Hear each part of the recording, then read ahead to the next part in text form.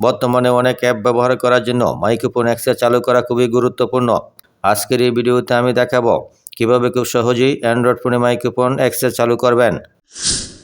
মোবাইলে হোম স্ক্রিনে আসার পর সেটিংসে ক্লিক করুন, আবারও নিচের দিকে স্ক্রল করুন, খেয়াল করুন প্রাইভেসি অপশনে ক্লিক করুন। ঠিক এরকমভাবে পেজটি ওপেন হবে। এখানে খেয়াল করুন মাইক্রোফোন অ্যাক্সেস, তার নিচের দিকে খেয়াল করুন for all apps and services, অর্থাৎ সকল অ্যাপ এবং পরিষেবার জন্য এই অপশনটি অন করা আছে।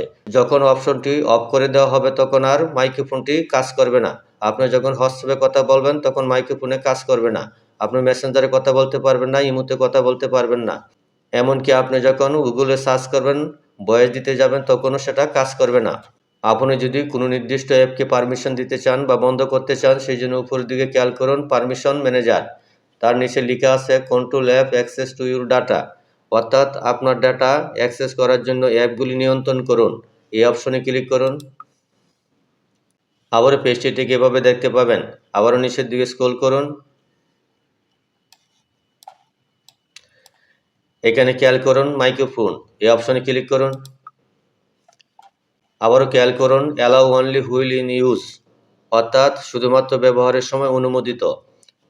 এখন আমি যে সকল অ্যাপকে পারমিশন দেওয়া হয়েছে এগুলো এখানে দেখতে পাবো।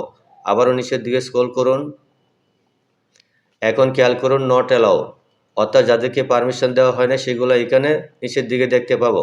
এইখান থেকে কোনো অ্যাপকে যদি আবার পারমিশন দিতে চাই তাহলে সেই অ্যাপের উপরে ক্লিক করুন। ঠিক এরকমভাবে একটি পপ আপ আসবে। এখন খেয়াল করুন এখানে ডু নট অ্যালাউ এটা সিলেক্ট করা আছে।